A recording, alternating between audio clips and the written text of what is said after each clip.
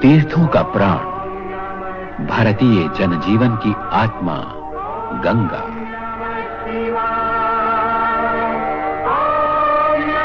सात्विकता और मानवता की चिरंतन प्रेरणा देने वाली, वरदायिनी, शिव स्वरूपिणी जीवन धारा।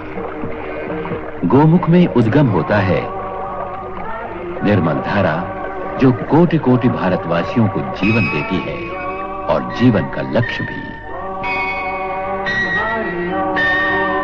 भगीरथ शिला गंगोत्री के पास। यही राजा भगीरथ ने गंगा अवतरण के लिए घोर तपस्या की।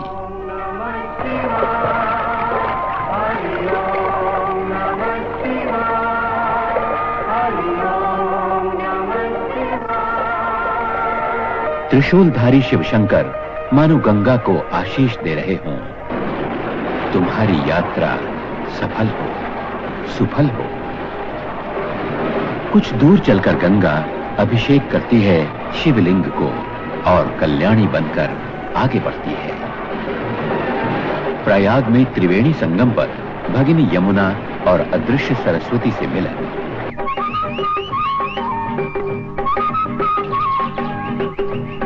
संगम का सूर्योदय सर्वोदय के पथ को, मनुष्य के अंतरतम को आलोकित करता सा लगता है। प्रेरणा देता है आत्मचिंतन की, आत्मदर्शन की। आत्मचिंतन का ही एक प्रयास है भारत में सदियों से होता आ रहा कुंभ पर्व।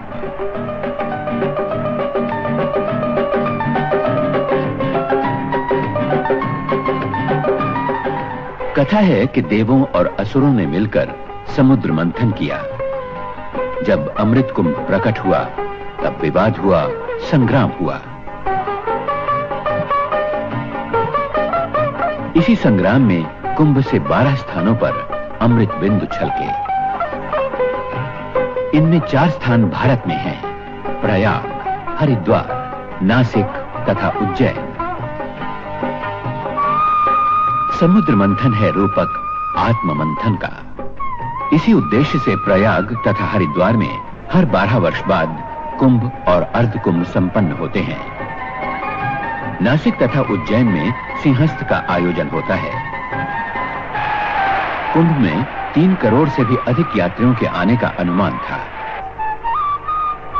कुछ यात्री किसी एक पर्व में स्नान करके लौट जाते हैं, कुछ संपूर्ण माघ का महीना यही वास करते हैं।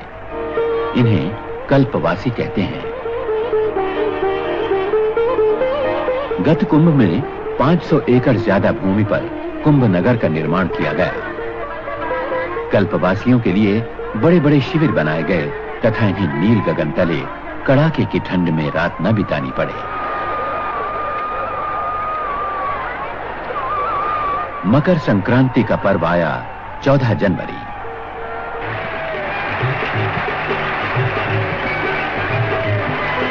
सूर्य चंद्र मकर संक्रांति पर मकर राशि में आते हैं।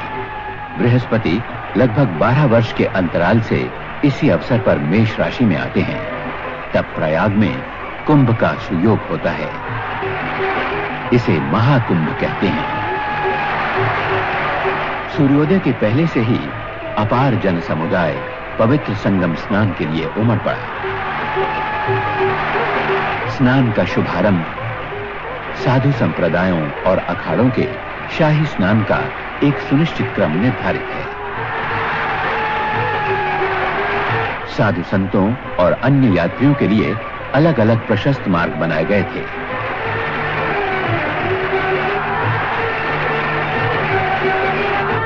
सर्वत्र घाट बनाए गए थे। पानी में बल्लियों के घेरे, ताकि लोग गहरे पानी में न जाएं। सेना के जवान, नौसेना के गोताखोर और नौकाएं तथा निगरानी दल बराबर सतर्क रहे कि कोई डूबे नहीं। बड़े बूढ़े, बच्चे, नर नारी, लक्ष लक्ष यात्रियों ने स्नान किया। बर्फ जैसी शीतल धारा, लेकिन न झिझक थी, न भय था, न सिहरन।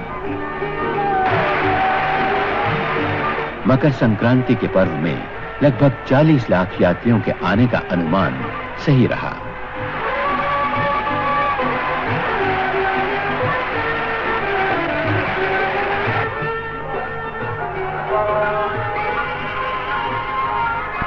इसी यात्रियों की संख्या अनुमान से भी अधिक रही। इनके लिए इतना बड़ा मेला एक नया ही अनुभव था।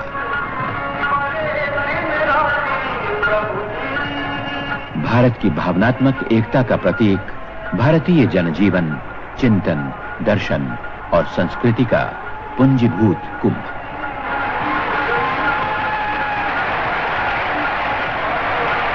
जनजागरण और नवचेतना का महान संदेशवाहक।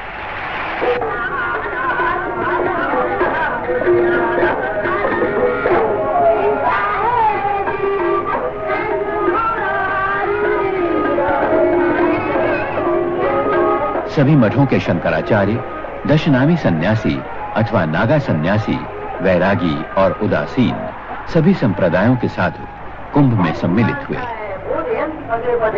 शिक्षा दे रहा है कि देव तो हमारी नदी कथा हो जाएगी। घर लो, सब आज तक भजन करो, मेले की कुछ दिलकश झलकियां। महिलाओं को चूड़ियों का ऐसा रंग भंडार और कहां मिलेगा।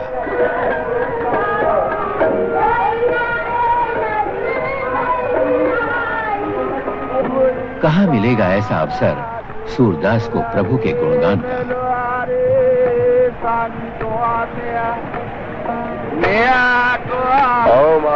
कुंभ नगर में हजारों यज्ञोपवीत धारण संस्कार संपन्न हुए।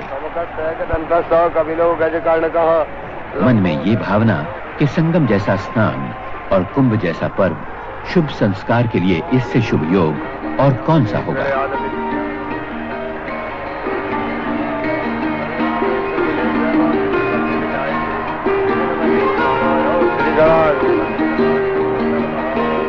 गंगा और यमुना के कल कल स्वर के साथ एक रूप हो रहे थे गुजरात के गरबा और डांडिया रास के स्वर। संगम पर सभी प्रदेशों का भक्ति संगम हुआ सा लगता था। भारतवासियों की शताब्दी की कसौटी पर परखी हुई अचल आस्था और अटूट श्रद्धा का साक्षात्कार। दूसरा स्नान, पर्व पौष पूर्णिमा 21 जनवरी।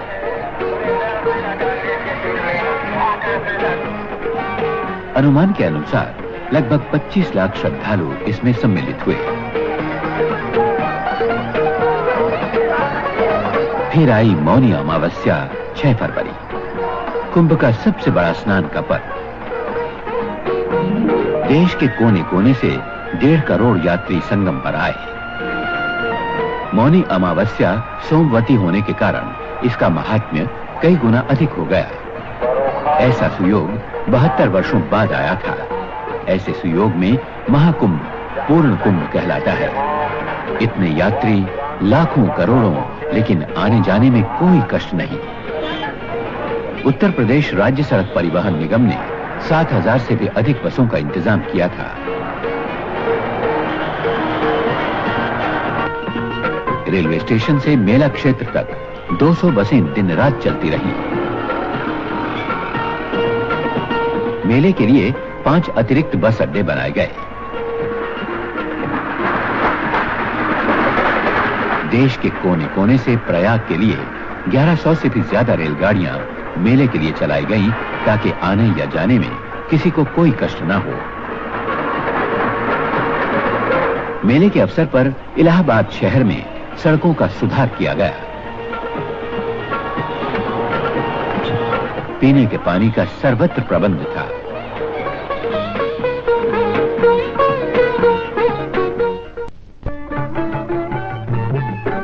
राशन की दुकानें हर सेक्टर में खोली गईं। तुरंत राशन कार्ड देने का इंतजाम किया गया। कल्पवासियों को कार्ड दिए गए। 1-2 दिन के लिए आने वालों को बगैर राशन कार्ड आवश्यक वस्तुएं मिल सकती थी। निगरानी रखी गई कि सभी वस्तुएं उचित भाव पर मिले। चौथा स्नान पर्व बसंत पंचमी 10 फरवरी। यात्रियों की संख्या लगभग 50 लाख। इतने यात्री कड़ाके की ठंड और बर्फ जैसी शीतल धारा में स्नान। कुछ यात्रियों के बीमार होने का खतरा तो स्वाभाविक ही था। कुंभ क्षेत्र में 100 बिस्तरों वाला एक मुख्य अस्पताल खोला गया और हर सेक्टर में एक 20 बिस्तरों वाला अस्पताल।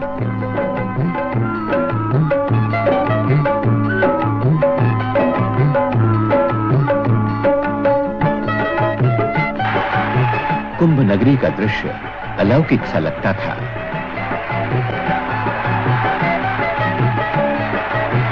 दान और पुण्य संचय का महापर्व।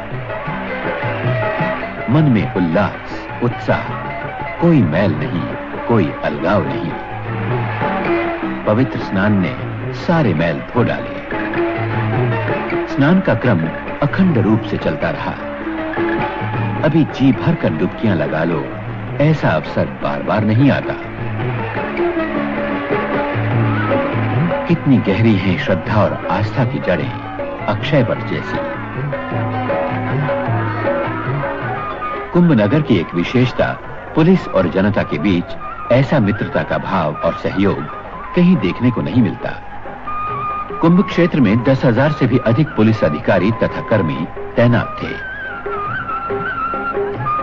मेले में लाखों लोग ऐसे थे जो हिंदी नहीं जानते थे। इनकी सुविधा के लिए सभी प्रदेशों के पुलिसकर्मी बुलाए गए थे। ये उनकी भाषा में उन्हें आवश्यक जानकारी और सहायता देते थे।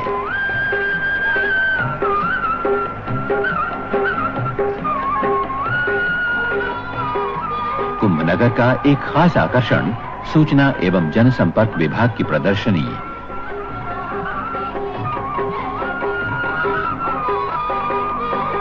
राज्य तथा केंद्र सरकारों के 45 मंडप एक से एक सुंदर।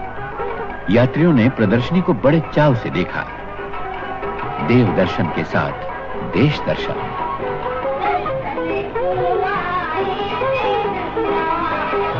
सांस्कृतिक कार्यक्रमों का भी आयोजन किया गया।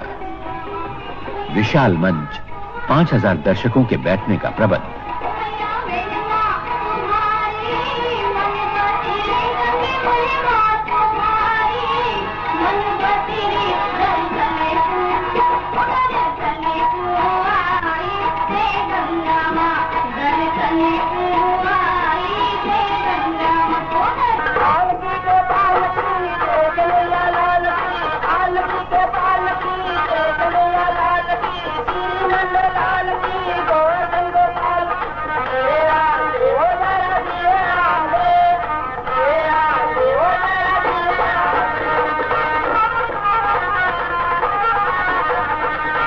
दिन कैसे उड़ गए पता ही न चला।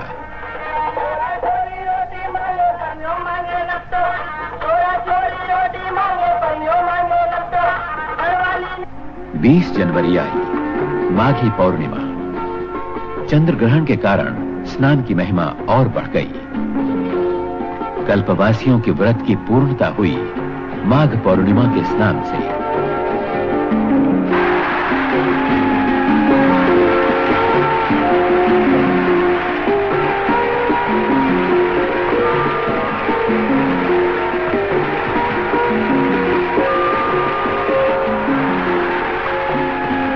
पूजा पाठ, मंत्र जाप आदि में यात्री लीन थे।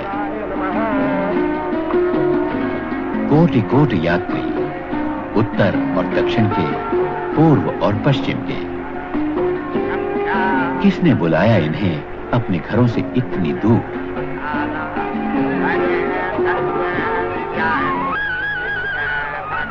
ये बुलावा आता है अंदर, अंतर से, शताब्दियों के संस्कारों और विश्वास से। पाताल से भी गहरी और गगन से भी ऊंची आस्था के मान सरोवर से। इसे केवल रूढ़ी कहकर तुच्छ नहीं माना जा सकता। ये जीवनी शक्ति है, भारतीय आत्मा की अमूल्य उपलब्धि।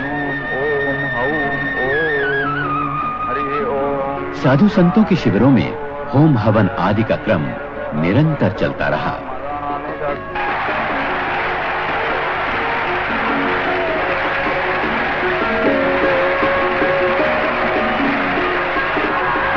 तीर्थराज आकर यहाँ के मंदिरों में दर्शन करने से भला लोग कैसे चूकते।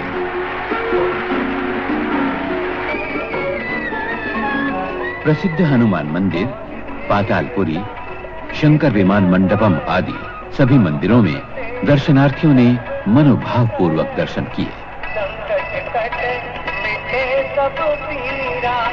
जो तुमरे हनुमत बलबीरा, जय जय जय हनुमान गोसाई। मेला क्षेत्र में संपूर्ण भारत एकात्म रूप में विहार करता सा लगता था। हर प्रांत के, हर वर्ग के, हर जाति के यात्री यहाँ एक रूप हो गए थे। अनेकता में एकता, विविधता में एक सूत्रता का यहाँ साक्षात्कार होता था। कुंभ का अंतिम पर्व महाशिवरात्रि 6 मार्च। समय वातावरण में भैरवी के स्वर